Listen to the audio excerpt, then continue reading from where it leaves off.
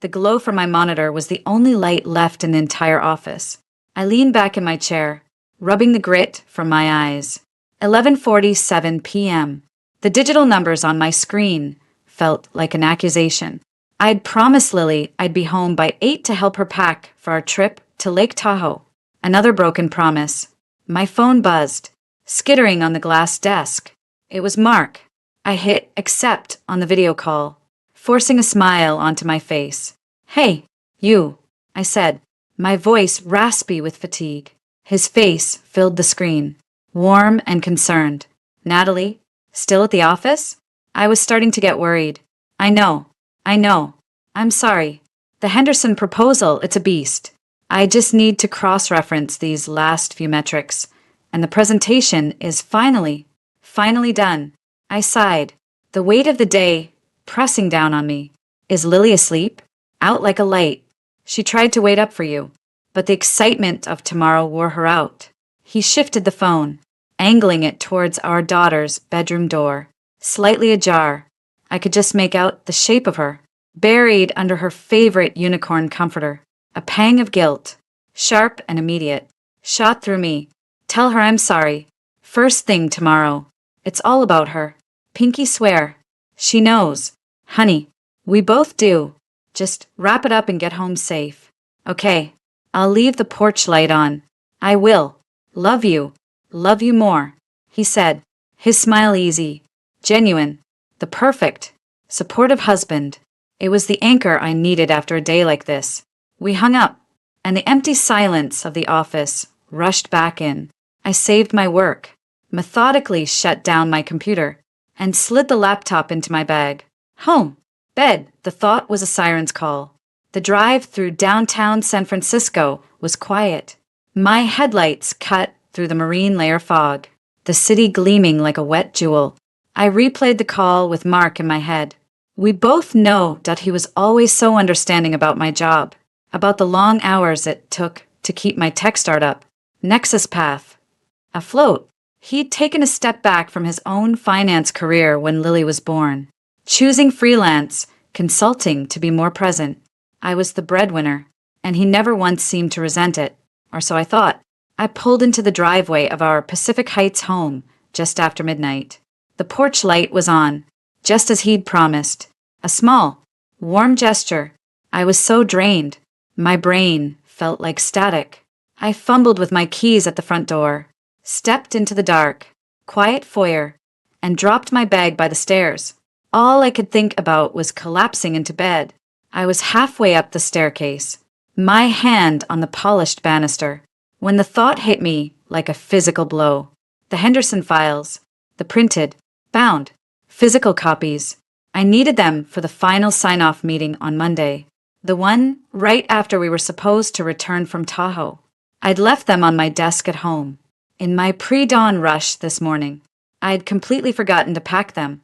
Damn it, I whispered into the stillness. Going back to the office was unthinkable, but showing up to the Henderson meeting unprepared was professional suicide. I stood there, frozen, for a full minute, wrestling with my own exhaustion. Responsibility won. I'd have to drive back. The irony was bitter. I'd just spent 45 minutes getting home, and now I had to spend another hour and a half going back and forth. At this rate, I'd be lucky to get 2 hours of sleep. I crept back down the stairs, trying not to make a sound. Mark was a light sleeper. The last thing I wanted was to explain this whole ridiculous situation and see that faint, barely perceptible look of pity in his eyes, the one that said, "I told you you were taking on too much." I slipped out the front door, wincing as the latch clicked shut louder than I'd hoped. I'd just grab the files and go, in and out. I was about to get back into my car when I saw it, a sliver of light, not from our bedroom upstairs, but from under the door of Mark's first-floor study. That's odd that I thought. He must have fallen asleep at his desk again. I decided to check on him before I left. Maybe I could kiss him goodbye without waking him. I moved quietly along the path to the side of the house, where the study window looked out onto the garden. The blind was down, but not all the way. There was a gap, and then I heard it, his voice, but it wasn't the warm, sleepy voice of a man who'd just woken up. It was sharp, clear, and buzzing with a nervous energy that made the hairs on my arms stand up. I crept closer, my heart starting a slow, heavy thud in my chest. I peered through the gap in the blinds. Mark wasn't alone. Chloe, my so-called friend, the one who was always available for a lunch date when I was too busy, was perched on the edge of his desk. She was wearing one of Miss Silk robes, the one Mark had bought me for our anniversary in Napa. My breath caught in my throat. The betrayal was a sucker punch. So visceral, I had to put a hand against the cool stucco of the house to steady myself. An affair that I felt sick. That was the thought. The only thought my reeling brain could form. It was enough to shatter me, but it was only the beginning. Are you sure everything is set for tomorrow? Chloe asked, her voice a low, eager purr. It's perfect, Mark said, a grim smile on his face. He picked up a glass of whiskey from his desk. I recognized the bottle. Macallan, 25. Another anniversary gift. The trail she accidentally picked for her morning hike? It's a nightmare after the rain we had. Slippery, narrow, with a gorgeous 200-foot drop. Search and rescue won't find her for days. The world tilted. The static in my head became a deafening roar. She-dat he meant me. Chloe let out a soft, thrilled laugh. And insurance? The company's shares? The policy is rock solid. Double indemnity for accidental death. And with the power of attorney I have, plus the will, Nexus Path is ours. All of it. The house, the investments, everything. Our company.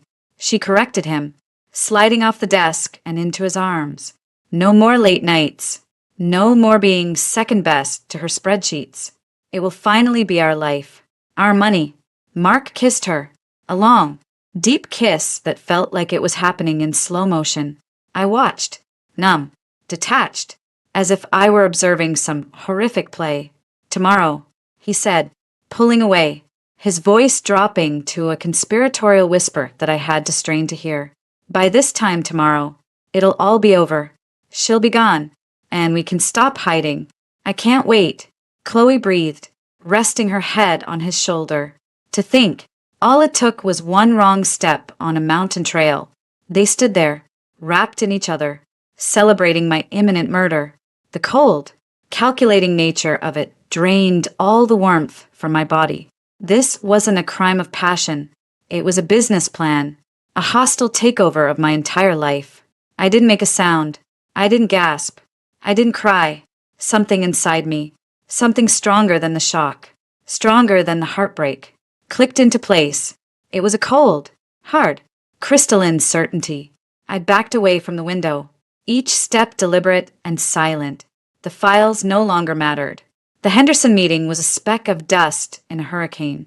The only thing that mattered was the decision solidifying in my core.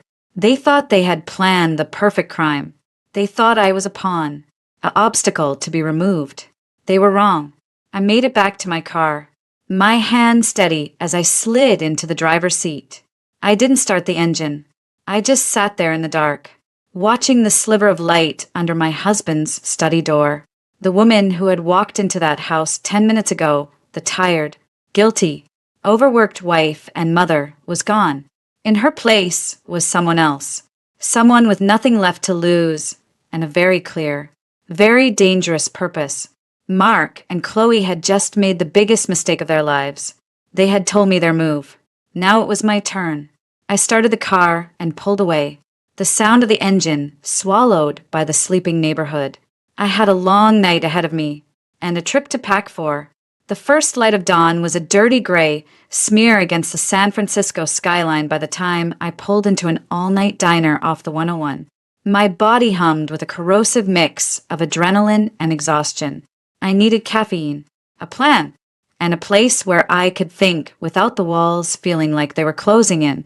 I slid into a sticky vinyl booth and ordered a black coffee from a waitress who looked as tired as I felt. When the chipped mug landed in front of me, I wrapped my hands around it, the heat barely registering. The image of Chloe in my robe, of Mark's grim smile, played on a loop behind my eyes. Our company, our money, The words were a brand on my brain. This wasn't just about an affair. It was an extermination. I was the inconvenient bug they were planning to squash on some scenic mountain trail. The shock had burned away, leaving behind a cold, sharp clarity. I would not run. I would not confront them. Not yet. They thought they were hunters. I would show them what it meant to be prey. My first call wasn't to the police. What would I say? My husband and my best friend are planning to kill me. I heard it through the window. The IT sounded like a bad Lifetime movie. They'd deny it. I'd look hysterical. It would tip my hand. And the next accident might come sooner. And be less subtle. No. I needed evidence. I needed armor. I needed to make sure that when I exposed them, they had nowhere to run. I pulled out my burner phone, a cheap, pay-as-you-go thing I'd bought an hour earlier from a 24/7 gas station, and then my personal cell. I opened the Secure Notes app, one used for work. At the top of a new page, I typed, Operation Wrong Turn. Then, I started drafting emails. The first was to Arthur Finch, my lawyer and the closest thing I had to a pit bull. It was 5:30 a.m. He'd be awake. To Arthur Finch, from Natalie Bennington. Subject.urgent, estate planning revision. Offline discussion required.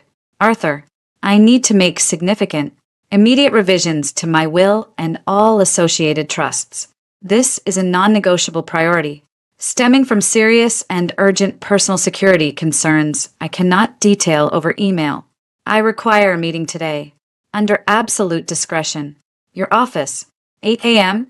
Please confirm. Do not call or message my home or personal cell. This email is the only secure channel. Natalie. I hit send. Arthur was a paranoid old-school lawyer who valued billable hours above all else. The tone would get his attention. The next email was to Sarah Chin, my COO and the only person at Nexus Path I trusted with my life. To Sarah Chin, from Natalie Bennington. Subject, offline briefing, critical corporate actions. Sarah, a personal matter requires my complete and private attention for the next 72 hours. I will be unreachable for all but the most critical issues, which you are authorized to handle as you see fit. Additionally, I need you to execute the attached letters of instruction.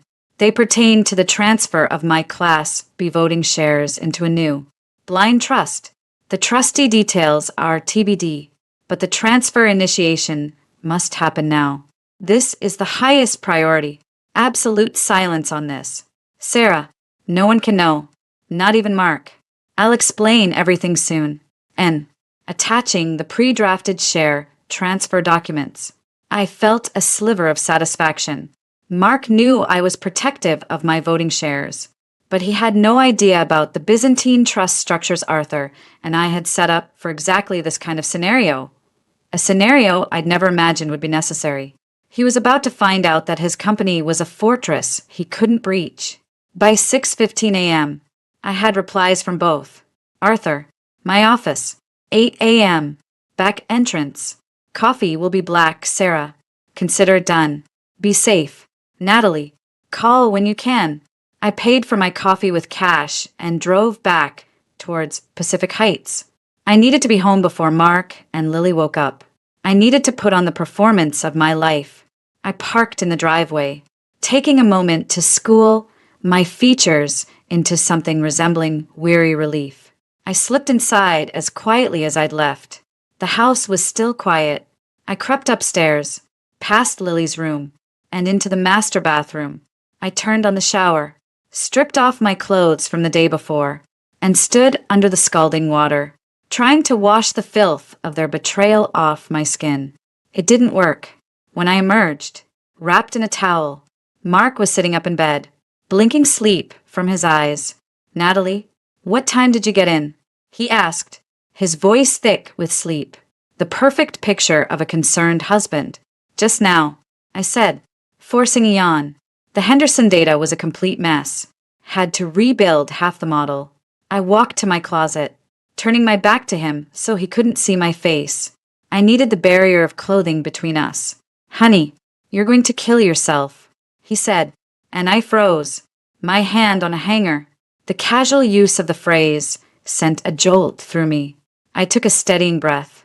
I know, but it's done now, just in time for Tahoe. I turned around, a smile plastered on my face. I'm all yours for the next 4 days. No phones, no emails. He got out of bed and came over to me, pulling me into a hug. My body went rigid. His touch, once a comfort, now felt like a violation. I could smell his cologne, and underneath it, I imagined I could smell Chloe's perfume. You're freezing, he murmured into my hair. Long night, I mumbled into his shoulder, patting his back, the gesture feeling alien and false. Let me get dressed. I'll start breakfast. I practically fled to the kitchen. I was cracking eggs when Lily came bounding in, a whirlwind of 7-year-old energy. Mommy, you're home, she shrieked, wrapping her arms around my legs. I knelt down, pulling her close, breathing in the sweet, innocent scent of her. This was what I was fighting for. Not the money, not the company. Her. I'm home. Sweet pea. And I'm not going anywhere. I kissed the top of her head, the words a silent vow. Mark came in a few minutes later, pouring himself a coffee. So, what's the plan? We hit the road by 10? Sounds perfect, I said, my voice bright. I just need to pop into the office for one quick second to drop off the finalized Henderson files for Sarah. I forgot to bring them home last night. The lie slipped out smoothly. I'll be back by 9:30. Latest. Mark's smile tightened almost imperceptibly. On a Saturday, before our vacation. Can it wait? It'll take me 20 minutes, I said, layering on the exasperation. If I don't do it now, it'll be hanging over me the whole trip. You know how I am. He chuckled, a hollow sound. Do I ever? Okay, hurry back. The doorbell rang. My heart stuttered. It was 7:55. Right on time. I'll get it, Lily yelled, running for the door. Lily. No, Mark and I said in unison. He got there first, opening the door. Chloe stood on our doorstep, dressed in bright pink Lululemon gear, a canvas bag slung over her shoulder. Good morning, family, she chirped. I come bearing road trip snacks and entertainment for the munchkin. My blood ran cold. The audacity to come into my home after the previous night, smiling at my husband, smiling at me. Chloe, what a surprise, I said, walking to the door. I didn't hug her. I stood my ground, blocking her full entry. Well, you sounded so stressed last week, she said, her eyes darting between Mark and me. I thought I'd come see you off, help with the last-minute packing chaos. That's so thoughtful of you, I said, my voice dripping with a sweetness I didn't feel. But there's no chaos. We're all under control. I turned to Mark. Honey, can you double-check that we have Lily's allergy medicine? I'll be back from the office before you know it. I saw the look that passed between them, a flicker of panic. They wanted me here, where they could watch me. Are you sure you have to go, Nat? Chloe asked, feigning concern. You look exhausted. Let Mark go. Oh, it's nothing he could handle, I said breezily, grabbing my purse and the innocuous folder of documents I'd left on the hall table. My cover story. It's company business, dull as dirt. I'll be back before you've even finished your coffee. I leaned down and kissed Lily. Be good for Daddy. Mommy will be right back. I walked out the door, feeling their eyes on my back. Every step away from that house felt like a victory. I wasn't going to the office. I was going to war. And my first battle was with a lawyer who billed in 6-minute increments. Arthur Finch's office was a monument to old money and discretion. I was ushered in through the back. As requested, Natalie, Arthur said, standing up from his massive oak desk. He was a man in his late 60s, with a perfectly tailored suit and eyes that missed nothing. You look like hell. I feel like it. Arthur, sit down. This is going to be comprehensive. For the next hour, I laid it out. Not the emotional affair. Not the hurt. I gave him the facts, cold and hard, as if I were presenting a business case for a hostile, take over defense. I told him what I'd heard. Verbatim. The trail. The drop. The insurance. The company shares. Arthur listened without interruption, his fingers steepled under his chin. When I finished, the only sound was the quiet hum of the air conditioning. I see, he said finally. He leaned forward. You understand the position this puts me in. What you've told me is alarming, but it's hearsay. It's not evidence. I know that, I said, my voice steady. I'm not asking you to go to the police. I'm asking you to help me build a fortress. I want a new will. Today.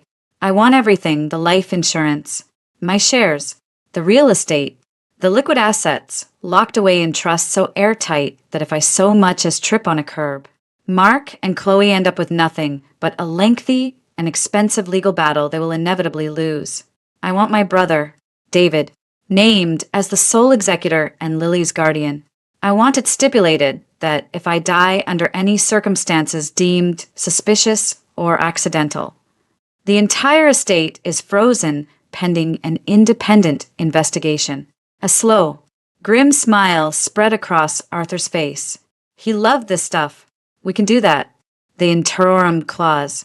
It's designed to discourage exactly this kind of beneficiary misconduct. It's beautiful, in a morbid sort of way. He started typing furiously on his computer. We'll need to move your assets. Now, the bank won't be happy about a Saturday morning emergency session, but they owe me favors. Good. There's one more thing. What? I need you to draw up divorce papers. Arthur stopped typing and looked at me. Natalie, if you file for divorce now, it tips your hand completely. It could provoke him. I'm not filing them now. I said, I'm having them drawn up. I want them ready to file the moment I give the word. I want it to be my next move. When I choose to make it.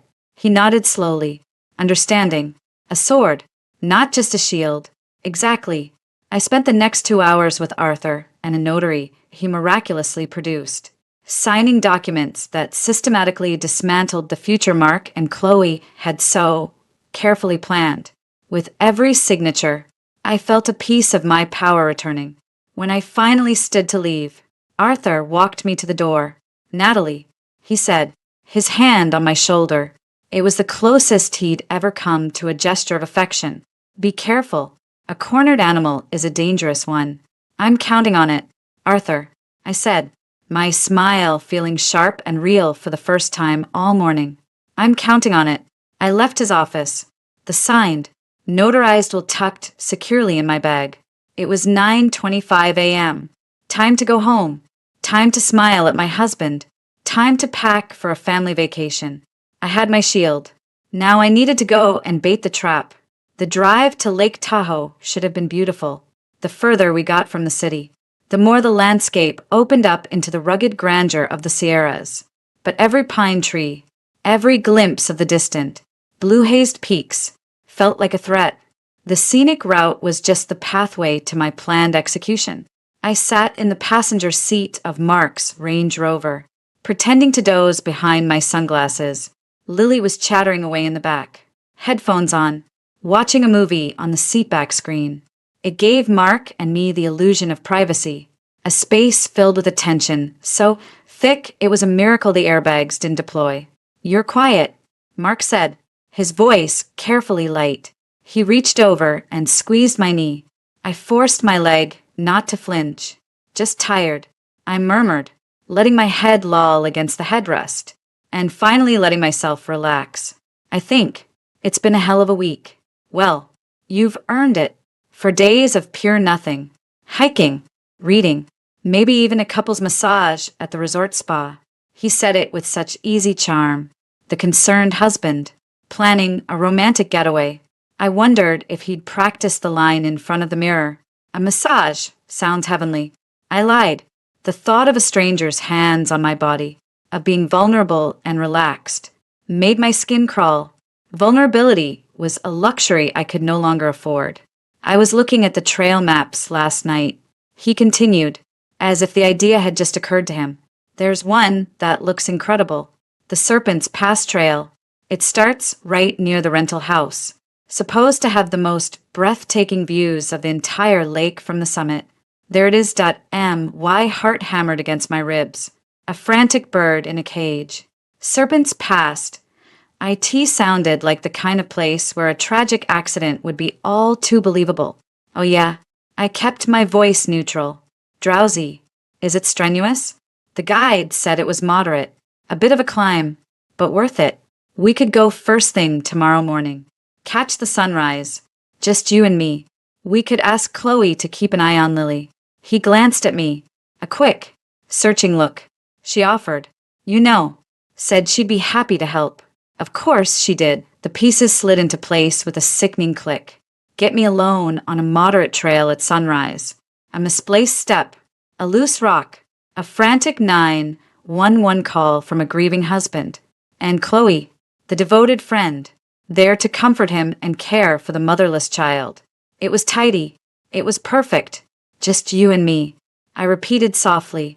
I let a slow smile spread across my face, turning my head to look at him. That sounds really romantic. Mark. The relief on his face was palpable. He thought I was taking the bait. Great. It's a date. Then, we arrived at the rental house a few hours later. It was a massive, modern A-frame cabin, all glass and steel, perched precariously on the mountainside with a stunning, dizzying view of the lake. The beauty was undeniable and utterly sinister. Every feature seemed designed for a catastrophe. The huge deck with its low railing, the floor-to-ceiling windows, the steep, rocky incline the house was built upon. Wow, Daddy, it's a castle, Lily yelled, scrambling out of the car. It sure is, sweetheart, Mark said, hefting a suitcase. He grinned at me. I splurged a little. Thought we deserved it. You splurged with my money, Dad, I thought. On my tomb. We unpacked the car. I made a show of being the tired, scatterbrained wife. Honey, can you grab my toiletry bag? I think I left it on the bathroom counter at home. I hadn't. It was in my suitcase, but I needed a moment alone. While he went back outside to check the car, I slipped into the master bedroom on the top floor. The view was even more terrifying from up here. I walked out onto the private balcony. The railing came up to my waist. It felt solid enough. I gave it a firm, casual-looking shake. It didn't budge. Okay, so the balcony was probably not plan A. Good to know. I looked down. The ground fell away sharply into a thick grove of pine trees.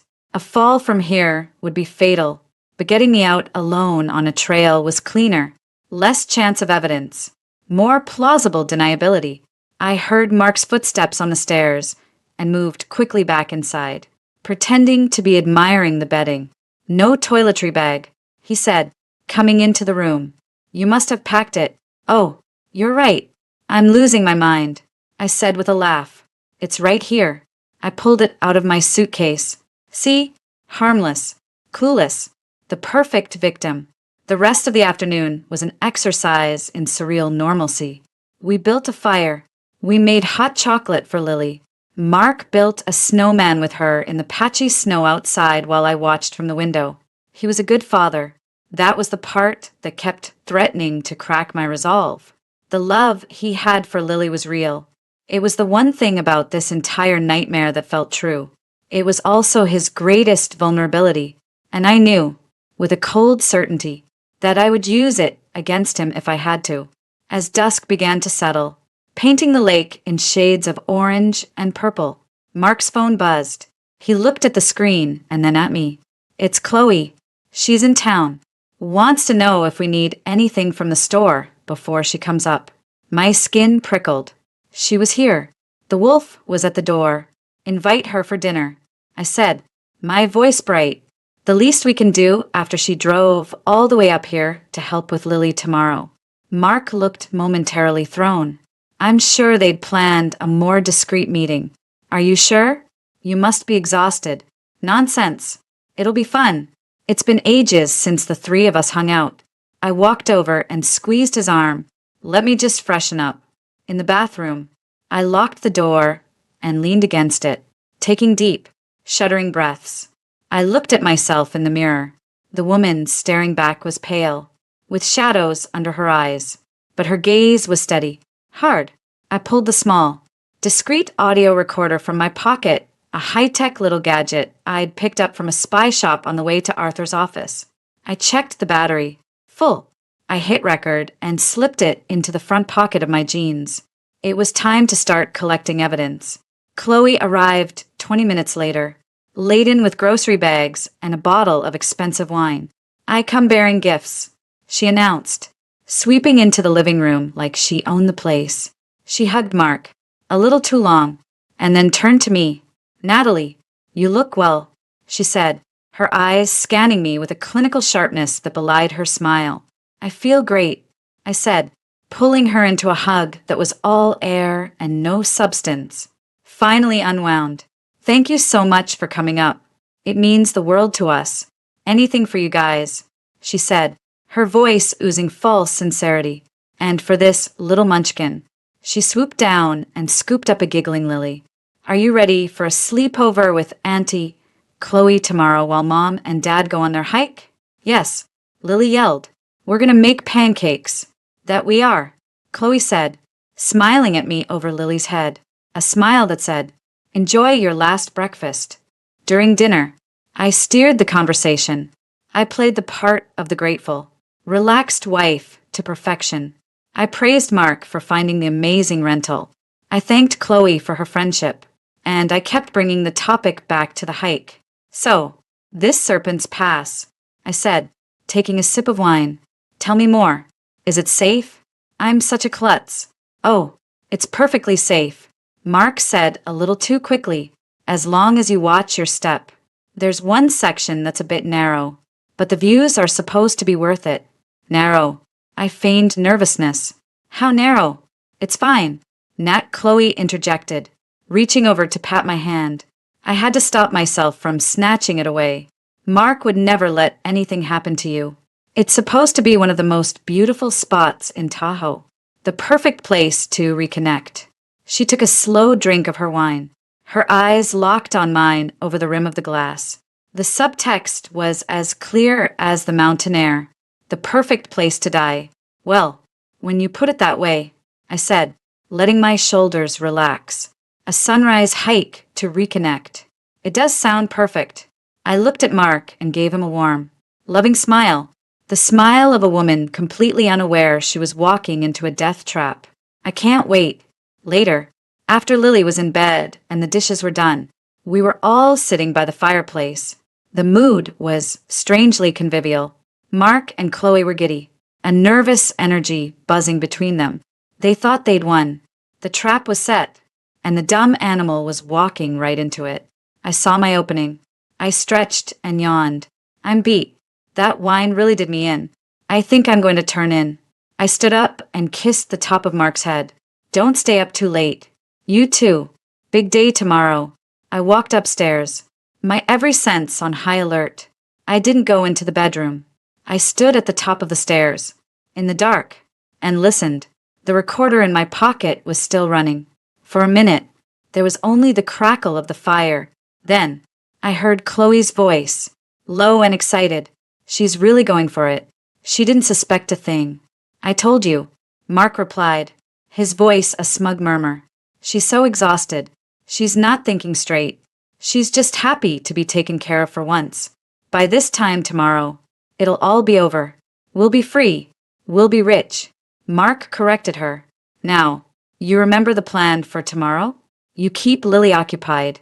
No matter what you hear, no matter what happens, you stay here with her. Your alibi is that you were making pancakes." I know. Don't worry.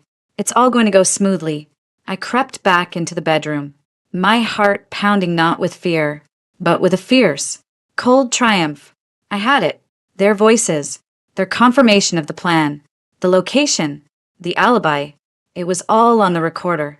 I got ready for bed, my movements slow and deliberate. When Mark finally came up, I was pretending to be asleep. He slid into bed beside me, his body a line of heat against my back. I lay perfectly still, barely breathing, until his breathing evened out into the rhythm of sleep. Then, and only then, I allowed myself a small, grim smile in the darkness. They thought the trap was set for me, but as I lay there, listening to my husband sleep, I knew with absolute certainty that I was the one who had laid the trap, and at sunrise, I was going to spring it. The alarm buzzed at 4:30 a.m., a harsh, invasive sound in the pre-dawn darkness. Mark stirred beside me, his arms slung heavily across my waist. For a single, disorienting second, the warmth of him felt familiar, safe. Then the memory of the recorded conversation, their giddy voices, crashed down on me, washing away any last vestige of sentimental fog. I slipped out from under his arm, my movements silent and practiced. Time for our adventure, I whispered, feigning excitement. He groaned, rolling over. 5 more minutes. Not a chance, I said, my voice light. We don't want to miss the sunrise. Your meticulously planned backdrop for my murder. I went into the bathroom and turned on the shower, not to get in, but to mask the sound of my next move. I retrieved the audio recorder from its hiding place in my toiletry bag. The little red light glowed steadily. Full battery. I opened a secure, encrypted cloud storage app on my phone and uploaded the file, labeling it with the date and a seemingly innocuous code. Tahoe_hike_audio_1. I then set the app to auto-upload any new recordings from this device every 15 minutes. If anything happened to me, if my phone was destroyed, the evidence would be safe in a digital vault only Arthur Finch and I could access. Satisfied, I slipped the recorder back into my pocket. My shield was now also a weapon. By the time I emerged from the bathroom, Mark was up, pulling on his hiking gear. He looked tense, his jaw tight. Nerves. Good. Let him be nervous. Ready? He asked, forcing a smile. Almost.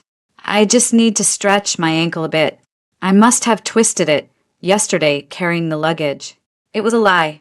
My ankles were fine, but I made a show of rotating my right foot, wincing slightly. Oof, it's a little sore. His smile faltered. Are you sure you're up for this? It's a pretty serious hike. We don't have to go. The concern in his voice was so expertly crafted. The perfect, caring husband. But I saw the flicker of panic in his eyes. His perfect plan. Threatened already. Oh, no. I'll be fine. I insisted, waving a dismissive hand. A little stretch and some Advil will sort it out. I'm not missing this. I leaned against the doorframe, continuing to gently massage my ankle. You know, it's funny. I was talking to Sarah Chun before we left. She was telling me about her cousin who fell on a hike up here last year. Not even a hard trail, just a freak accident. Slipped on a wet patch. Broke his leg in 2 places. He was alone. Took them 6 hours to find him. I watched his face closely. A muscle in his cheek twitched. That's terrible, he said, turning away to lace up his boots. But we'll be together, and we'll be careful. Of course, I said softly. It just makes you think, doesn't it? How life can change in an instant. One wrong step. I let the words hang in the air, heavy with implication. He finished with his boots and stood up, his back to me. We should get going. Downstairs. Chloe was already in the kitchen, pretending to busily prepare for the pancake breakfast with Lily. She was wearing a silk robe, not mine, this time. But the effect was the same. It felt like a violation. Good morning. You too, she chirped, her eyes gleaming with a predatory excitement she couldn't quite conceal. All set for your big hike? We are, Mark said, his voice a little too loud. He walked over and gave her a quick, brotherly peck on the cheek. The performance for my benefit was nauseating. You've got everything under control here? Absolutely.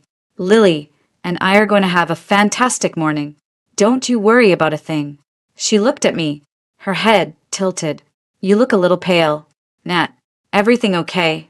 Just a bit of a sore ankle, I said, leaning on the kitchen island for effect. But I'm sure the fresh mountain air will fix it. Her smile tightened. Ankle? That's no good. Maybe you should postpone the hike. Stay here with me and Lily. Safety first. The concern was so thick, I could almost taste it. They were a tag team, working me from both sides. Mark with false care, Chloe with false friendship. They needed me on that trail. "Oh, I'll be fine," I said, repeating my line. I limped ever so slightly as I went to pour a glass of water. "It's probably just a cramp." I'd be more upset sitting here, knowing I was missing those famous views Mark's been raving about. I saw the look that passed between them, a silent negotiation. Is she faking? Is this a problem? Mark gave a barely perceptible shake of his head. "Proceed." "Okay, if you're sure," Chloe said, her voice dripping with fake reluctance. "But be careful." "We will," Mark said, grabbing his keys. "Ready, honey?" I took a long sip of water, my eyes meeting Chloe's over the rim of the glass. I held her gaze for a second too long, letting my own smile fade into something neutral, unreadable. I saw a flicker of uncertainty in her eyes before she looked away. Flustered. "Ready," I said. The drive to the trailhead was short and silent. The sky was beginning to lighten from black to a deep, bruised purple. The world was utterly still. Mark parked the car in the empty gravel lot. The trailhead sign for Serpent's Pass loomed in the headlights. The cartoonish serpent graphic seemed to leer at us. Mark killed the engine. The silence was absolute. "Well," he said, clapping his hands together, "this is it." I didn't move. I stared straight ahead at the dark mouth of the trail, a narrow gap in the pines that looked like it led into oblivion. "You know," I said, my voice quiet in the stillness. "It's funny. Last night, after I went to bed, I couldn't sleep, so I came back downstairs to get some water. I felt him go rigid beside me. I turned my head slowly to look at him. His face was pale in the dim light. You and Chloe were talking by the fire." I continued, my tone conversational. "You sounded so happy." His breath hitched. "Natalie, I didn't mean to eavesdrop." I interrupted, holding up a hand. I gave him a gentle, understanding smile, the smile of a forgiving wife. "It's okay, Mark. Really." He stared at me, his eyes wide with a mixture of terror and confusion. What did you hear?" I leaned closer, as if to share a secret. The recorder in my pocket felt warm against my leg. "I heard you two talking about how excited you were for this trip. For the future." I paused, letting the suspense build. "You said, by this time tomorrow, it'll all be over. We'll be free." The color drained completely from his face. He looked like he'd seen a ghost. "Natalie, I can explain." I placed a finger on his lips, silencing him. My touch was gentle, but my eyes were hard. "You don't have to, Mark. I get it." He was trembling now. You do?" "Of course," I said, my voice soft as silk. "I've been so wrapped up in work, so distant. I heard you two talking about finally being free of all that stress, free to start a new chapter." I let my finger drop, and I realized you were right. This hike, it's a new beginning for us, isn't it? A chance to leave all the baggage behind. The relief that washed over his face was so profound it was almost comical. He thought I was still clueless. He thought I had misinterpreted their conversation in the most naively generous way possible. He grabbed my hands, his own cold and clammy. Yes, exactly. Natalie, a new beginning. That's all I want." I squeezed his hands, my smile never wavering. "Me too, honey, me too." I released him and opened the car door. The cold morning air hit me like a slap. "So, let's not waste another second. Let's go make our new beginning." I stepped out of the car, leaving him sitting there, stunned and scrambling to recover. I had taken his moment of supreme confidence and turned it into a moment of sheer, pants-wetting terror. And then, with a few well-chosen words, I had handed him back his hope, making him believe his plan was still on track. He thought he was leading a lamb to the slaughter. He had no idea the lamb was armored, and had just laid its own trap. As I stood at the entrance to the Serpent's Pass, looking into the shadows, I felt a surge of power. The hunt was on, and for the first time, Mark was the one who had no idea what was coming next. The drive back to the rental house was a study in suffocating silence. Mark white-knuckled the steering wheel, his gaze fixed rigidly on the winding mountain road. The cheerful facade he'd maintained on the way to the trailhead had completely crumbled, replaced by a sullen, simmering tension. I kept my face turned towards the window, but my reflection in the glass showed a woman who was calm, collected, and terrifyingly in control.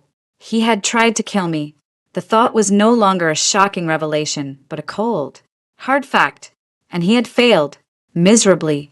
I still don't see why you had to be so dramatic, he finally muttered, breaking the silence.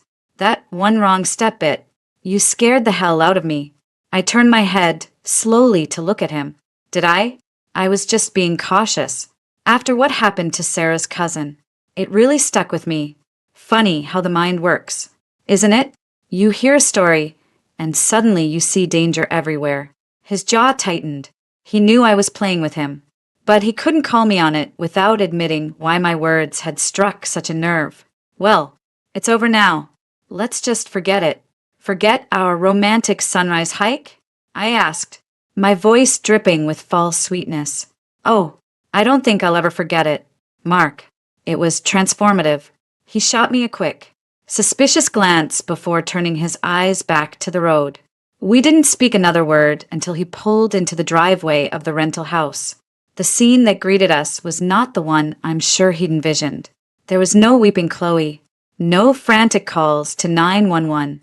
Instead, Lily was sitting at the kitchen island, happily eating pancakes shaped like Mickey Mouse, and standing next to her, a spatula in hand and a look of grim satisfaction on his face, was my brother, David. My heart leaped into my throat. My plan was working. Uncle David, Lily shrieked, scrambling off her stool and running to hug him again, as if he'd been gone for years instead of 2 minutes. Hey, Munchkin, David said, scooping her up. His eyes, however, were locked on me and Mark as we walked through the door.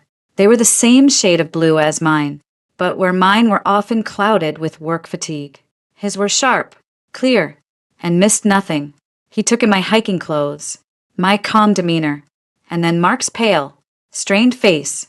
Chloe was hovering by the coffee machine, her own face a mask of barely concealed panic and confusion. The script had been torn up, and she had no idea what her lines were supposed to be. David, Mark said, his voice strangled with shock. What are you doing here? David set Lily down and walked towards us. He was an inch shorter than Mark, but built like a linebacker. He didn't offer a handshake or a hug. He just stopped, feet planted, and crossed his arms. Nice to see you too, Mark, he said, his tone deceptively mild. He looked at me. You weren't answering your phone. Nat, I got worried. You said you'd call when you got in last night. I allowed a look of contrite surprise to cross my face. Oh, David, I'm so sorry.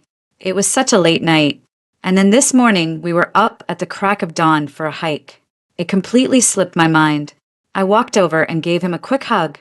A hug that was genuine on my part. I whispered, so only he could hear. Play along. He gave a nearly imperceptible nod against my shoulder. A hike? David said, pulling back and raising an eyebrow. You, the woman who considers walking from her desk to the coffee machine her daily cardio? I forced a laugh. I know, right? Mark convinced me. Serpent's Pass. For the sunrise. I turned to Mark. Wasn't it breathtaking? Honey? Mark looked like a deer caught in headlights. Ah, yeah, breathtaking. David's gaze swept over Mark again, noting the sweat still damp on his temple. The way his hands were shoved deep into his pockets to hide their trembling. Serpent's Pass? That's a gnarly trail. You guys okay? You both look a little peaked. It was more challenging than I expected, I admitted, pouring myself a cup of coffee. My hand was steady. There was one spot that was really narrow. Gave me a bit of a scare. To be honest, I almost lost my balance. The air in the room went cold. Chloe made a small, choked sound and turned away. busying herself with the coffee machine. David's eyes narrowed. You fell. No, no, I said quickly, waving a hand. Just a slip. Mark was right there. He caught me. I smiled at my husband. A slow, deliberate smile. He's always there to catch me. Aren't you, honey? Mark's Adams apple bobbed as he swallowed hard. He couldn't speak. He just gave a jerky nod. David was silent for a long moment, his eyes flicking from my calm face to Mark's terrified one, to Chloe's rigid back. He was putting the pieces together. He might not have had the whole picture, but he could see the jagged edges, and he knew they were sharp. Well, David said, clapping his hands together, making everyone jump. I'm starving. Those pancakes smell great. Chloe, was it? Thank you for taking care of breakfast. He walked over to the island and sat down next to Lily, effectively inserting himself into the center of the dysfunctional dynamic. So, what's the plan for the day? Since your big hike is already done. The question hung in the air. Mark and Chloe looked utterly lost. Their entire schedule, the alibi, the emotional aftermath, the slow, manipulative grooming of Lily for a life without me, had just been obliterated by the uninvited presence of my 220-pound, deeply suspicious brother. I hadn't really thought.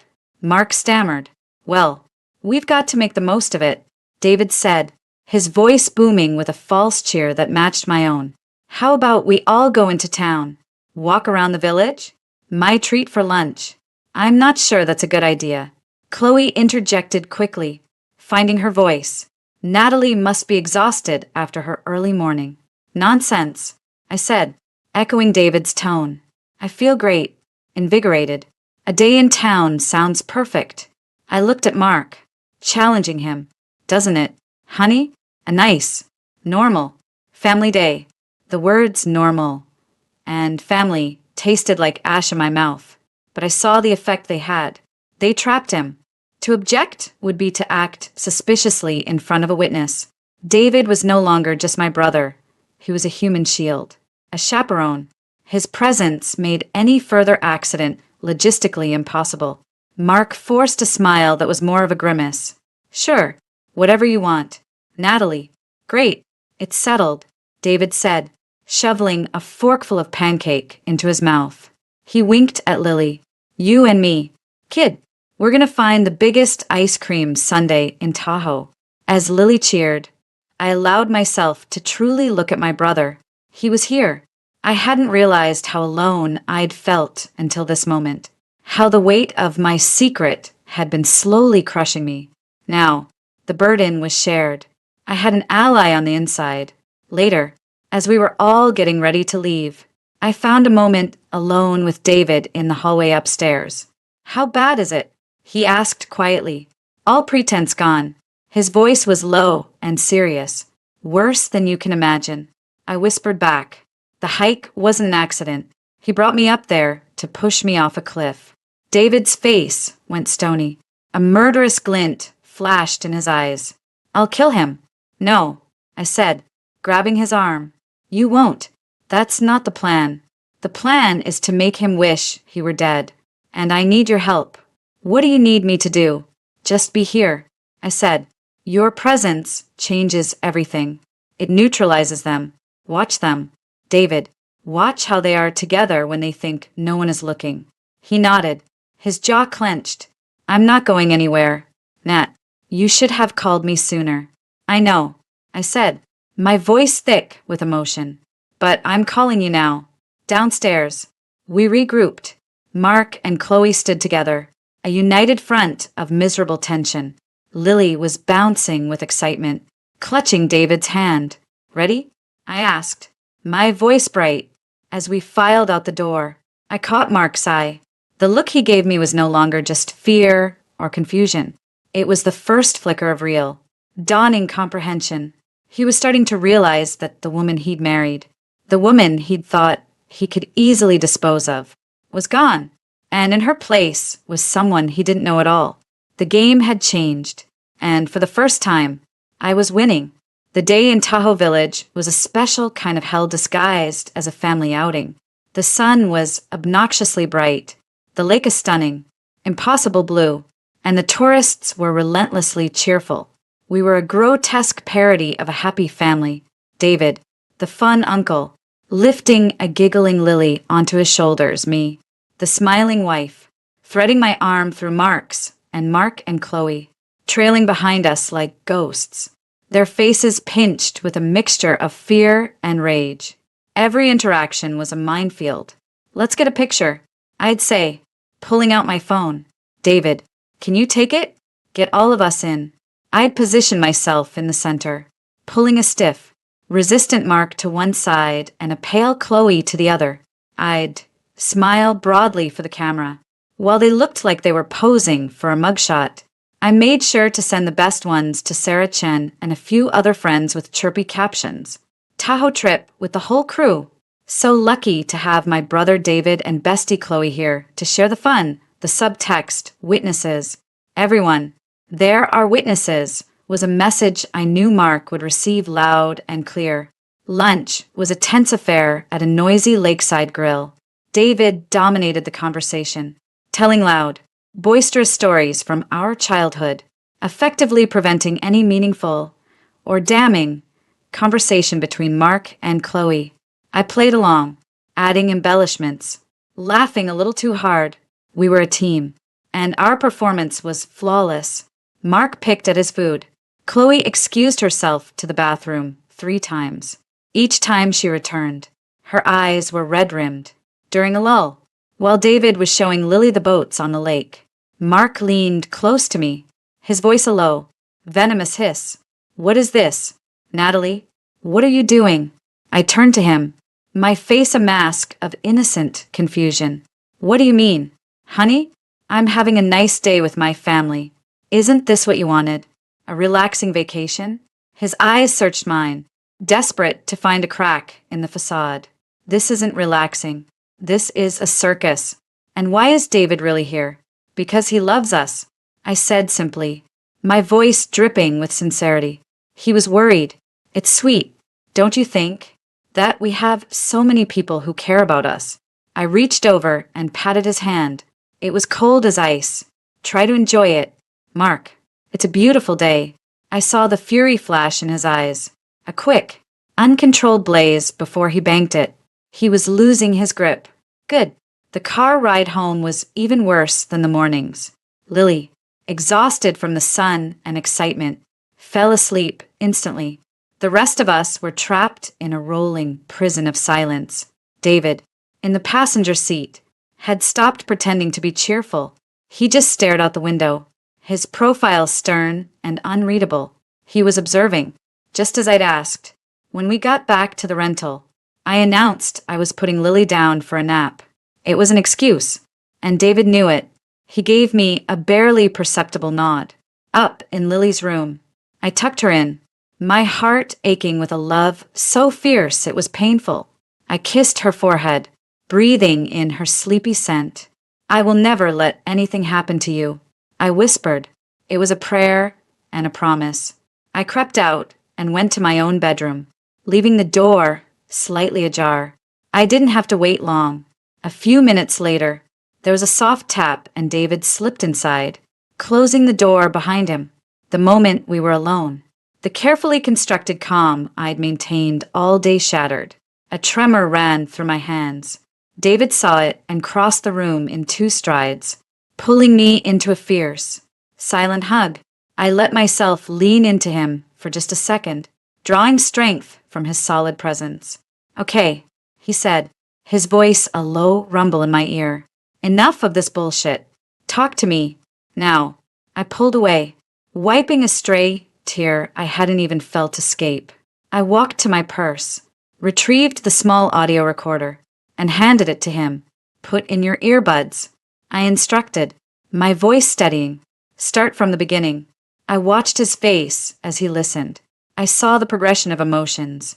Initial confusion, then dawning horror, then a cold, hard anger that settled into the lines around his eyes. He listened to the entire recording from the study, and then the one from last night by the fireplace. When he was done, he slowly pulled the earbuds out. His knuckles were white where he gripped the tiny device, That son of a bitch, he whispered, the words vibrating with fury. He looked at me, his eyes full of a pained understanding. The hike this morning, he actually tried to. He led me to the edge. I confirmed, my voice flat.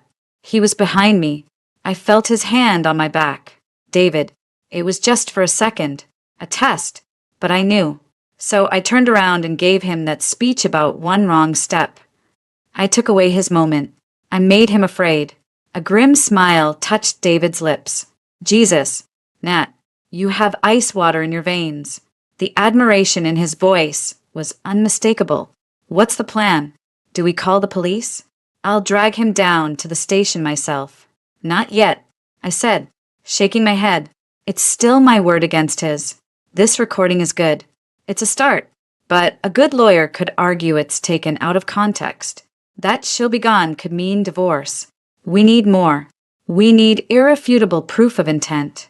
Like what? Like catching them in the act. I said, my mind racing. They're desperate now. You being here has completely screwed their timeline. They'll try something else. Something sooner. And it has to look like an accident. We need to be ready. David ran a hand over his face. This is insane. We should just get you and Lily out of here. Now, pack a bag and we'll go. And then what? I challenged. I spend the rest of my life looking over my shoulder. He'll still have access to my money. To the company. He'll still be a part of Lily's life. No, I'm not running. I'm finishing this. He studied me for a long moment, seeing the determination in my eyes.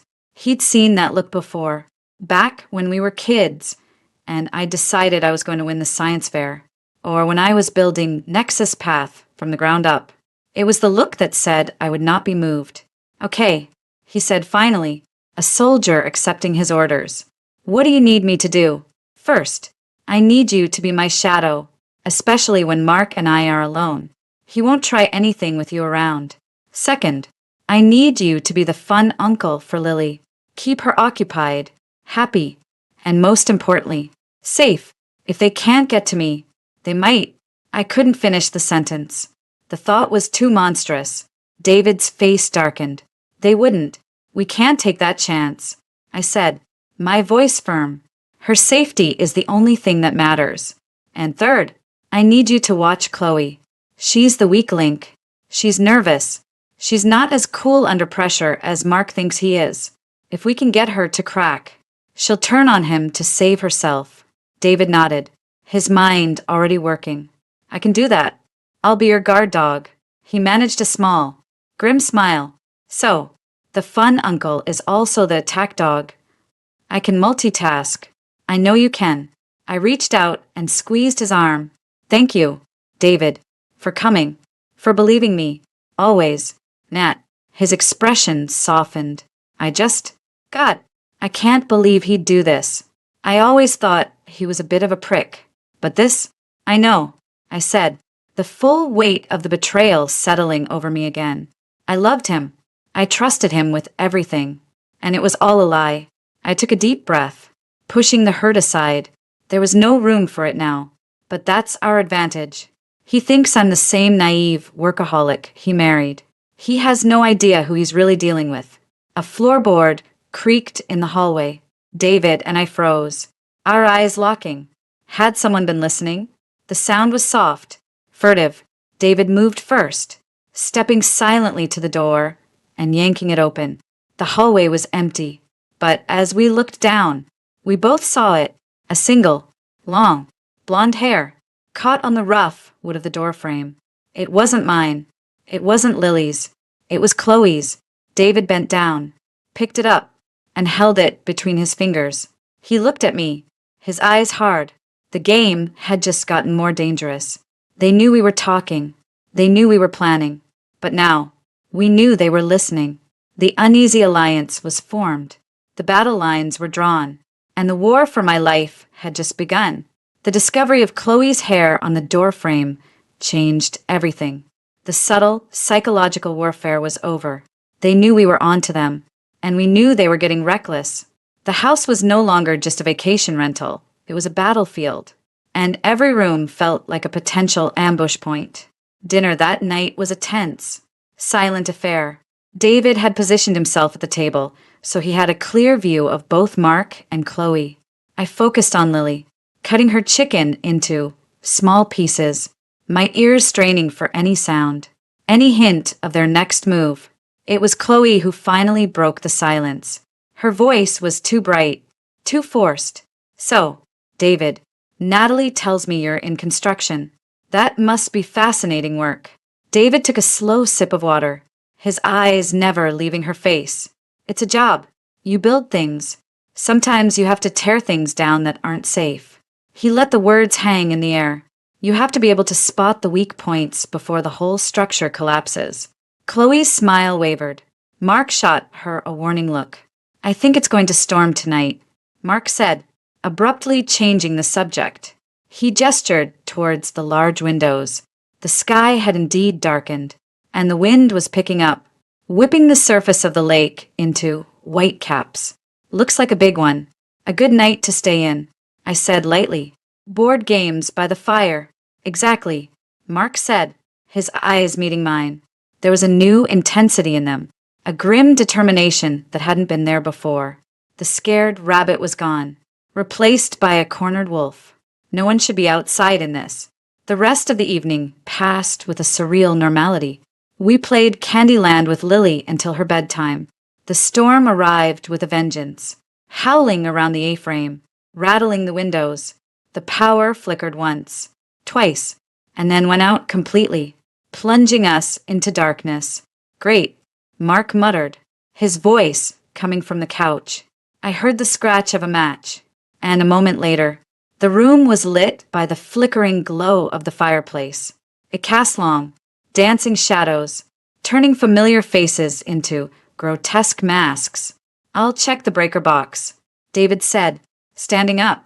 It's probably in the garage. I'll come with you, Mark said quickly, also rising. No need, David said, his tone leaving no room for argument. You stay here with the girls. I've got a flashlight on my phone. He moved towards the door to the garage, a solid silhouette against the firelight. The moment the door clicked shut behind him, the atmosphere in the room thickened. It was just me, Mark, and Chloe. The only sounds were the crackle of the fire, the roar of the wind, and Lily's soft, even breathing from the monitor on the coffee table. Chloe stood up. I'm going to check on Lily, she announced, and hurried up the stairs, leaving me alone with my husband. We sat in silence for a minute, the space between us charged with unspoken threats. You know, Mark said, his voice low and conversational. This reminds me of that storm we had on our honeymoon. In Mexico, remember? The power went out then. Too. I remember, I said, my senses on high alert. Why was he bringing up a happy memory now? We hunkered down in our little cabana, just the two of us. It was perfect. He was quiet for a moment. We were happy then, weren't we, Natalie? We were, I said, my guard up. This was a new tactic, sentimentality. What happened to us? He asked, and the genuine-sounding pain in his voice was almost convincing. You tell me, Mark, I replied, my voice cold. You're the one with the new business partner. He flinched as if I'd struck him. The mask of the wounded husband slipped, and the anger flashed through. This isn't about Chloe. This is about you. You and your goddamn company. It's always been your first priority. There was never any room for me.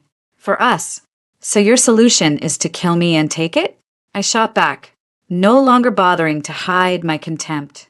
That's your grand plan for happiness? You think running Nexus Path will be easier than being married to the person who built it? You have no idea what it takes. I have every idea, he snarled, leaning forward, his face twisted in the firelight. I've been watching you do it for years.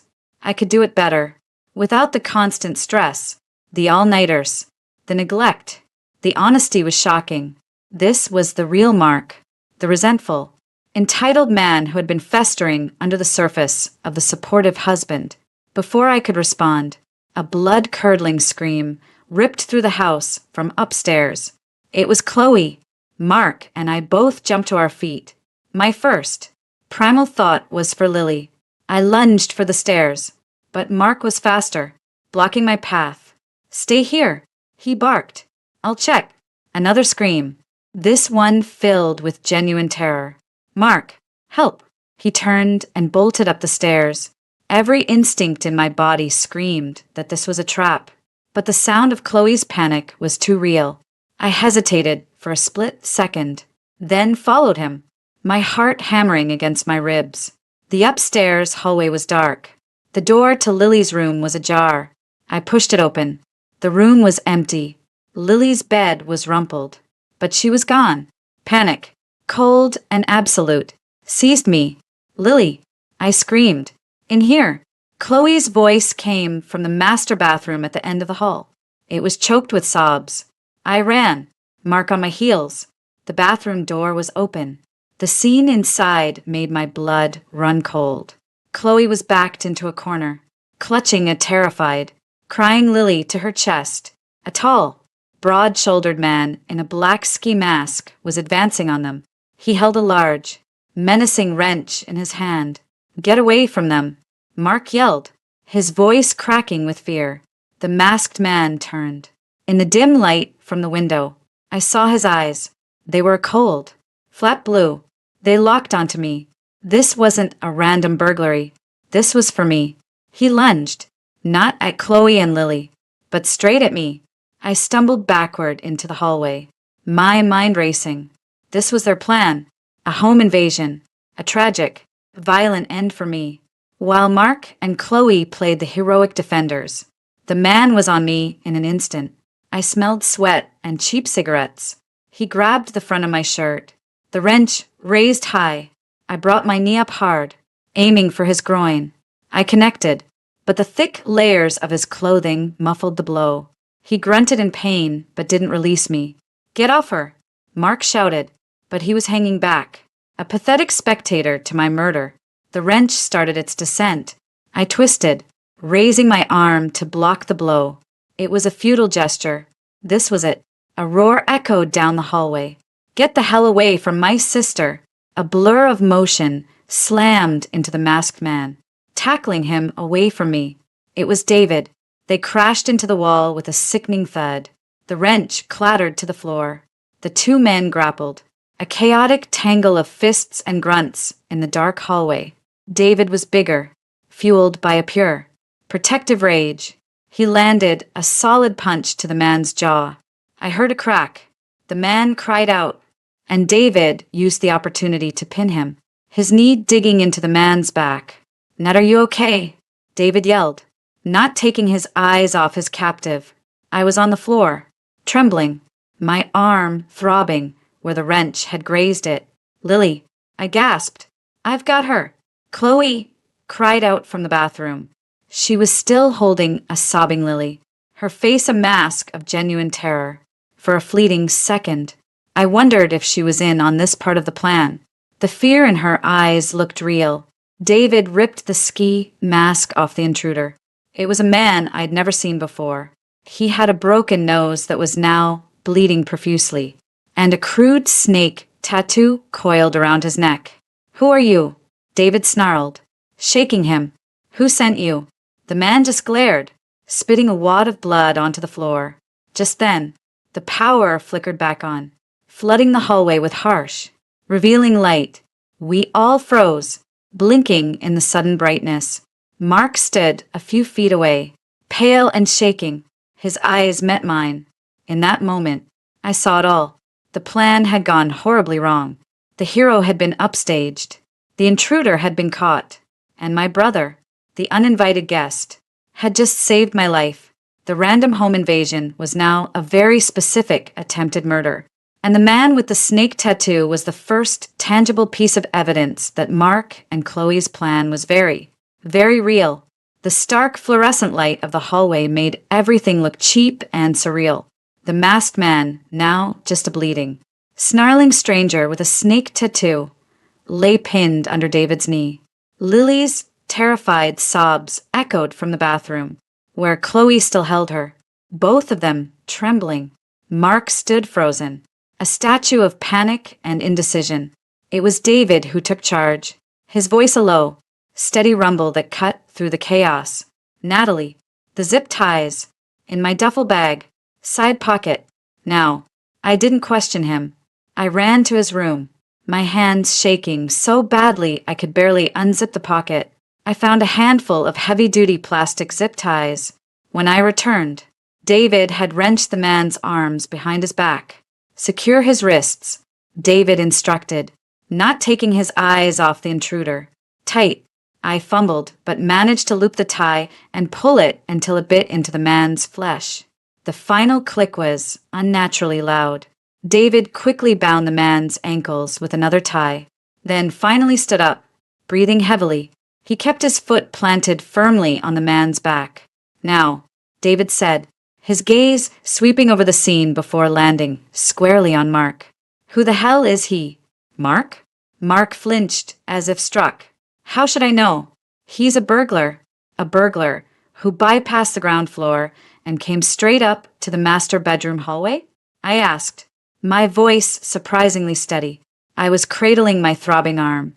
A burglar who had a wrench. Not a gun. A burglar who ignored Chloe and went straight for me. I took a step towards Mark. He wasn't here to rob us. He was here for me. That's insane. Mark's voice cracked. He looked at Chloe, a desperate, pleading look in his eyes. Chloe, tell them. This was just a random break-in. Chloe stared back at him, her face a pale mask of terror. She was clutching Lily like a lifeline. She opened her mouth, but no sound came out. She looked from Mark's desperate face to the tied-up intruder on the floor, to my cold, accusing stare. The weight of the situation was crushing her. Random. David barked a harsh, humorless laugh. He nudged the intruder with his foot. You. Who paid you? The man on the floor just glared, spitting more blood onto the beige carpet. I ain't saying shit. Fine, David said. He pulled out his phone. We'll let the police ask. He started dialing. No. The word exploded from Mark. He lunged forward as if to grab the phone. But David fixed him with a look that could stop a charging bear. Mark froze. No police. David. Mark pleaded, his voice dropping to a frantic whisper. Think of the scandal. Think of Lily. This will traumatize her even more. It was just a burglary that went wrong. He's tied up. He can't hurt anyone. Let's just let him go. The audacity of the suggestion stole my breath. Let him go. Oh, or he could finish the job another day? David lowered his phone, his eyes narrowing. Are you out of your mind?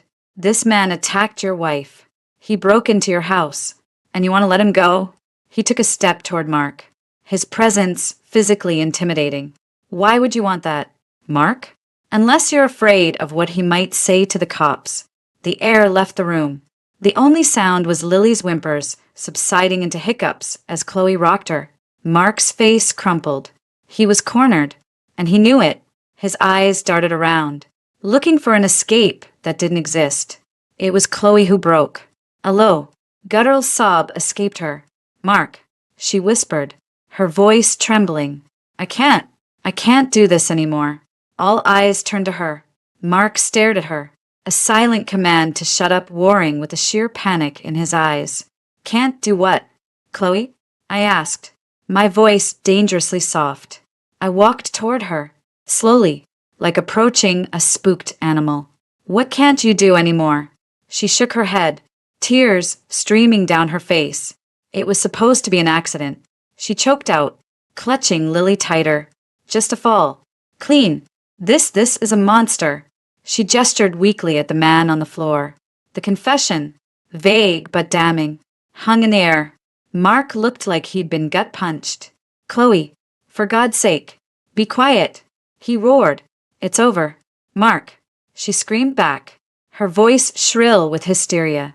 Don't you see? It's over. He was supposed to make it look like an accident during the break-in. Not this. She dissolved into incoherent sobs. The final piece of the puzzle clicked into place.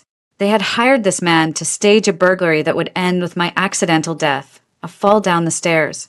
Perhaps a clean, plausible tragedy, but the thug had gotten overzealous. Or maybe Mark's instructions had been deliberately vague. allowing for a more direct approach. I looked down at the man with the snake tattoo. "How much did he pay you?" I asked quietly. The man on the floor looked from me to Mark's ashen face. He saw a sinking ship. 10 grand. He grunted. "Half up front," said the lady would be an easy target. He was wrong. He shot a look of pure hatred at David. "Liar," Mark shouted, but the word was weak. Pathetic. David had his phone to his ear again. This time, he didn't stop. "Yes, I need to report a breaking and entering and an attempted murder," he said, his voice crisp and clear. He gave the address. "The suspect is detained. Send an ambulance. As well, the perpetrator has a facial injury." He listened for a moment. "Know the homeowner. Mark Bennington. Is fine. But I think your detectives are going to want to have a very long talk with him and his friend." He locked eyes with Mark as he said the last word. The next hour was a blur of flashing red and blue lights. The cabin was soon swarming with police and paramedics. The intruder, whose name we learned was Vince, was read his rights and carthed off to the hospital under guard. I gave a statement, sticking to the facts: the power outage, the scream, the attack. I pointedly mentioned that my husband had suggested letting the assailant go. I watched as 2 detectives, a seasoned man named Detective Miller and his younger partner, separated Mark and Chloe, taking them to different rooms for questioning. Chloe was crying hysterically. Mark was blustering, trying to play the part of the outraged, confused husband. David stood by my side the entire time, a solid, immovable presence. He gave his statement with the calm precision of a man who knew how to deal with authority. Detective Miller, a woman with sharp eyes and a no-nonsense demeanor, came over to me after speaking with Mark. "Mrs. Bennington," she said, her voice low, "your husband's story is inconsistent. He's very concerned about the insurance implications of all this." "I'm sure he is," I said, meeting her gaze. She studied my face for a long moment. "Your brother says you have some concerns about your husband's recent behavior." I took a deep breath. It was time. The home invasion had given me the perfect opening. "Detective Miller," I said, my voice low but steady. "This wasn't a random break-in. This was the second attempt on my life this weekend." Her eyebrows rose slightly. "The second? The first was yesterday morning," I said, "on the Serpent's Pass trail. My husband led me to a particularly dangerous precipice. I believe he intended to push me." "Do you have any proof of this?" she asked, her tone neutral. "Not physical proof," I admitted, "but I have audio recordings of my husband and Ms. Du Bois discussing my death in this very house. They talk about an accident, an insurance policy, and taking control of my company." Detective Miller's professional calm cracked for just a second, revealing a flicker of intense interest. "Audio recordings," she repeated, "on my lawyer's server." I said, "Arthur Finch. I can have him send them to you. I also have evidence of my husband's financial misconduct at my company, Nexus Path. I believe he's embezzled funds and is desperate to cover his tracks." I was handing her a case on a silver platter. Attempted murder, conspiracy, financial crimes. Detective Miller nodded slowly, her eyes scanning the room, taking in the scene with new understanding. "I think, Mrs. Bennington," she said quietly, "that you and I need to have a very long talk downtown." She glanced at David. "And your brother should come, too." As I followed her out to the patrol car, I passed the room where Mark was being questioned. Our eyes met through the doorway. The bluster was gone. The panic was gone. All that was left was a cold, stark terror. He knew the walls were closing in. The perfect plan had not just failed, it had backfired spectacularly.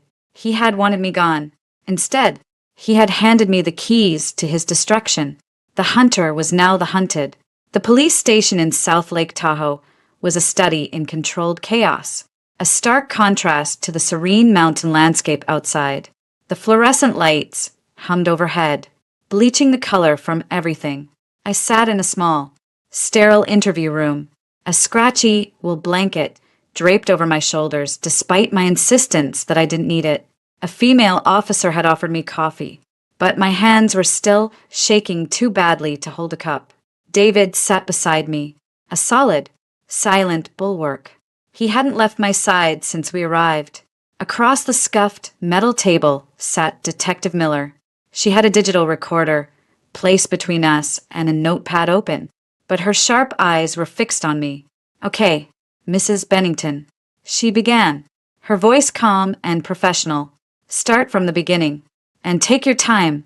So I did. I told her everything. I started with the late night at the office, the forgotten files, and the fateful decision to turn back. I recounted, word for word, as best I could remember, the conversation I'd overheard between Mark and Chloe. I saw Detective Miller's pen pause on the notepad when I quoted Mark. "She'll be gone, and the inheritance, the company, everything will be ours." "And you're certain the word was ours?" Miller asked, her tone neutral, positive. I said, my voice firm. "It was ours, not mine." He was including Chloe in the plan from the very beginning. I continued, detailing my decision not to confront them, my secret meeting with Arthur Finch, the asset transfers, the new will. I told her about the hike, about Mark leading me to the edge of Serpent's Pass, about the pressure of his hand on my back. I described the constant, subtle tension in the rental house, and the way David's arrival had disrupted their plans. "And the audio recordings you mentioned?" Miller prompted. "I have two," I said. "The first is from my husband's study, the night I overheard them. The second is from last night, by the fireplace, where they discussed the plan for the hike, with Chloe providing the alibi with my daughter. I gave her Arthur Finch's contact information. He has the secure files. I can authorize him to release them to you." Detective Miller made a note. "We'll be following up with Mr. Finch immediately." She leaned back in her chair. "Mrs. Bennington, this is an extraordinary story. The premeditation is staggering. Why do you think they escalated to a home invasion so quickly after the failed hike?" "Because my brother showed up," David interjected, his voice a low growl. "I screwed up their timeline. They thought they had days to stage another accident, a fall in the bathroom, a slip by the lake. My presence meant constant supervision. They got desperate." Miller nodded slowly. "That tracks." She looked at me. "The intruder, Vince Kowalski, has a record. Burglary, assault.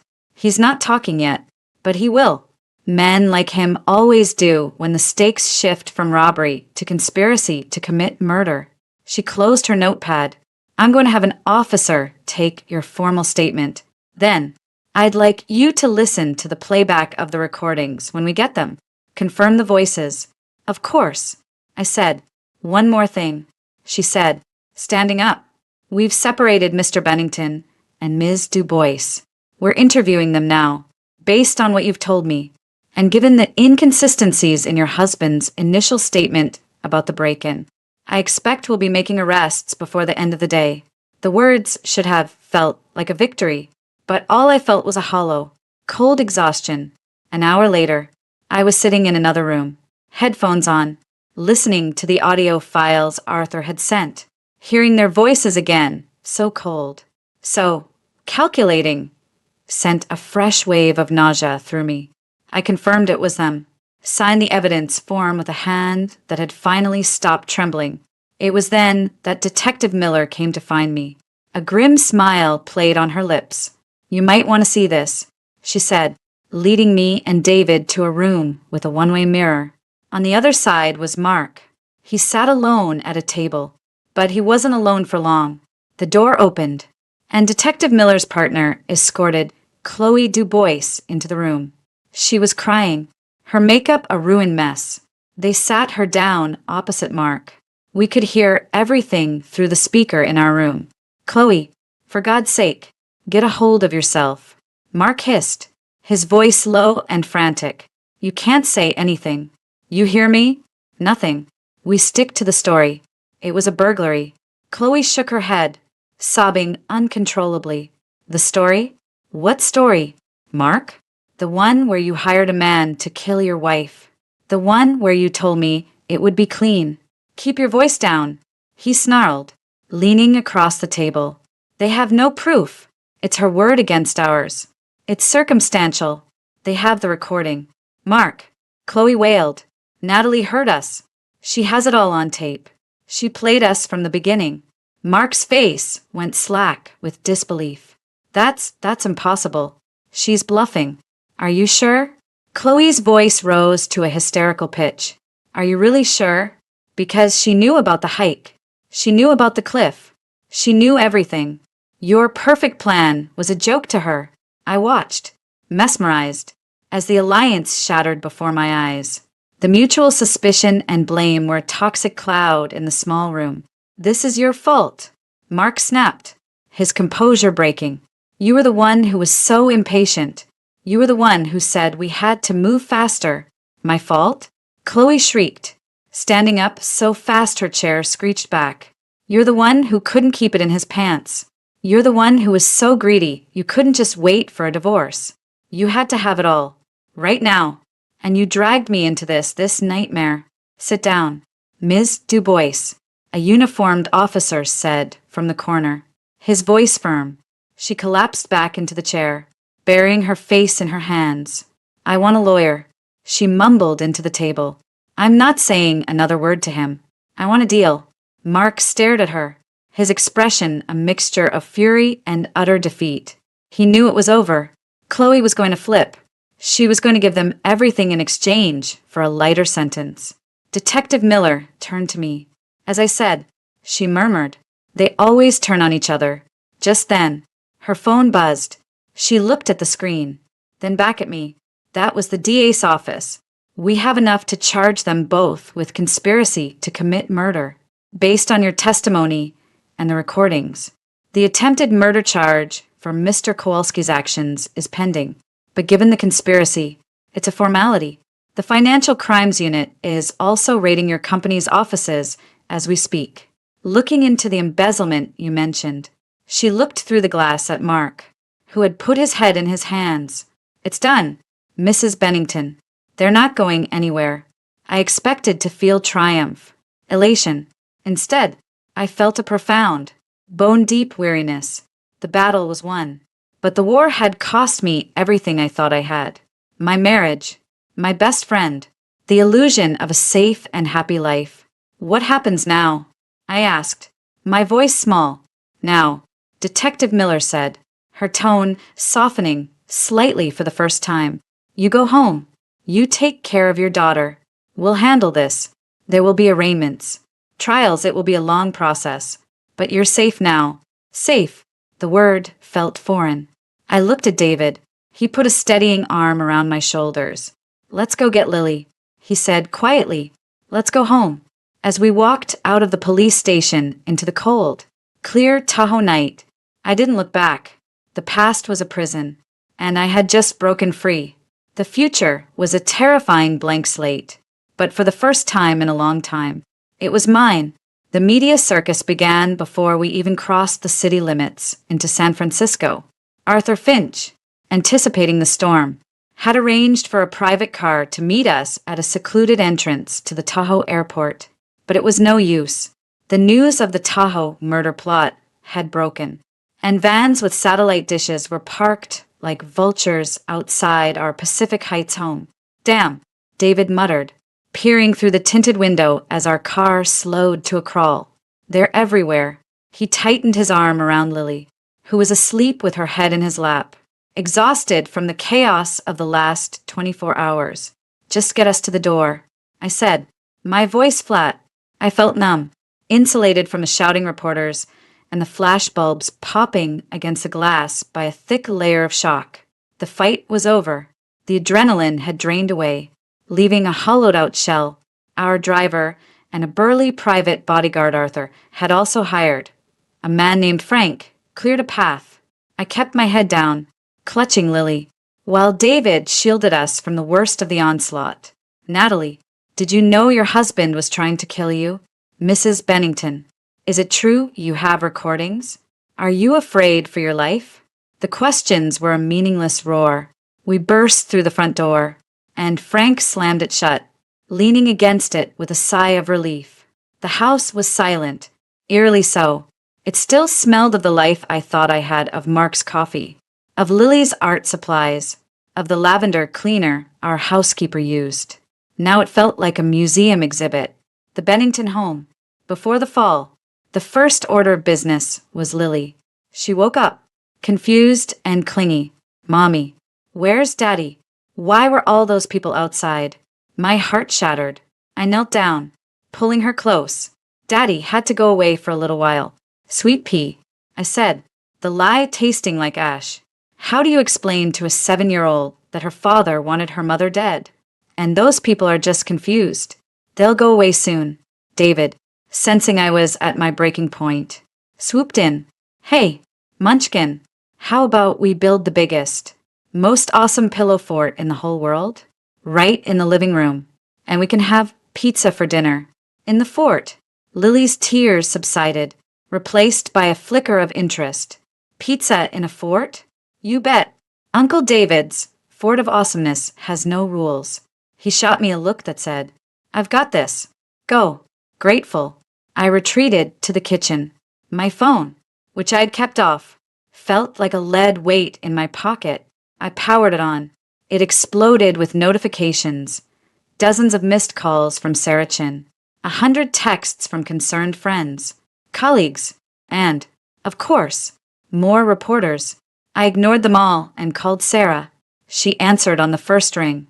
Natalie. Oh, thank God. I've been going out of my mind. The police are here. At the office.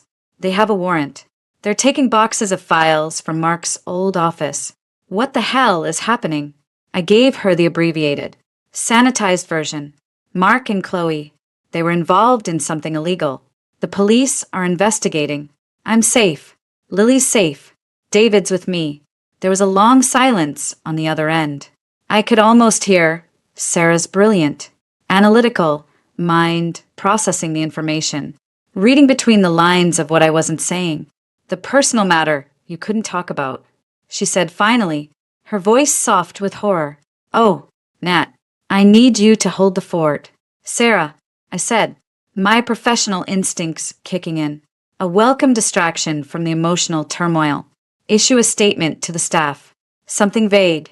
Nexus Path is fully cooperating with an investigation into a personal matter involving a former employee. The company's operations are unaffected. You're in charge until further notice. Consider it done, she said, her voice firming up. Don't you worry about a thing here. You just take care of yourself. And Nat, I'm so sorry. We hung up.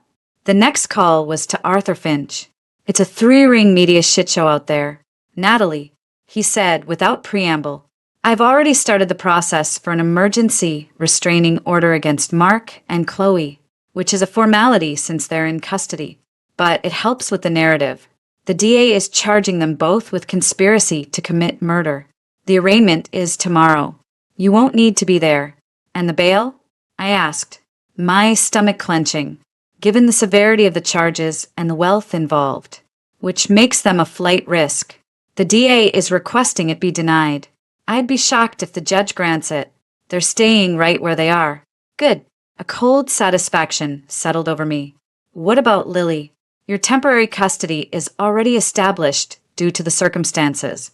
Arthur said, we'll file for full legal and physical custody immediately. Given the criminal charges, it's a foregone conclusion. Mark will be lucky to get supervised visitation in a prison meeting room. I leaned against the kitchen counter, the cool granite a grounding sensation. Okay, good. Natalie. Arthur's voice was uncharacteristically gentle. This is the easy part. The legal machine will grind on. The hard part is what comes next. For you and for Lily. He was right. The battle in the courthouse was one thing. The battle in my own home, in my daughter's heart, was another. The next few days were a blur of survival. David became my rock, handling the practicalities, groceries, dealing with the increased media presence, running interference. I focused solely on Lily. We didn't leave the house. We built pillow forts, watched endless cartoons, and I held her when she cried for her father, my own tears falling silently into her hair. A week after we returned, a thick, official-looking envelope arrived by courier. It was from Mark's new, court-appointed lawyer. Inside were the divorce papers I had asked Arthur to prepare. All that was needed was my signature. I stared at the words, irreconcilable differences. It was the understatement of the century.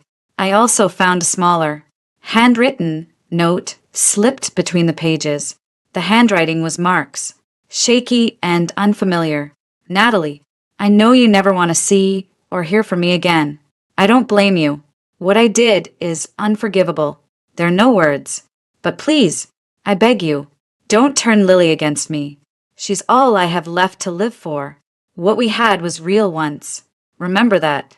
I'm so sorry, Mark. I read the note twice, then a third time. Aha! Corrosive anger rose in my chest. She's all I have left to live for. Where was that sentiment when you were planning to make her an orphan? What we had was real once, was it? Or was it all just a long con leading to a cliff's edge? I didn't cry. I walked calmly to the fireplace, struck a match, and held the note over the grate until it curled into black ash. I would not let his manipulative, self-pitying words poison my healing. He had lost the right to ask me for anything. I picked up the divorce papers, found a pen, and with a hand that did not tremble, I signed my name on every highlighted line. Natalie Bennington was gone. I was going back to my maiden name. I was Natalie Archer again. I looked up from the desk. In the living room, David was on all fours, pretending to be a monster attacking the fort of awesomeness.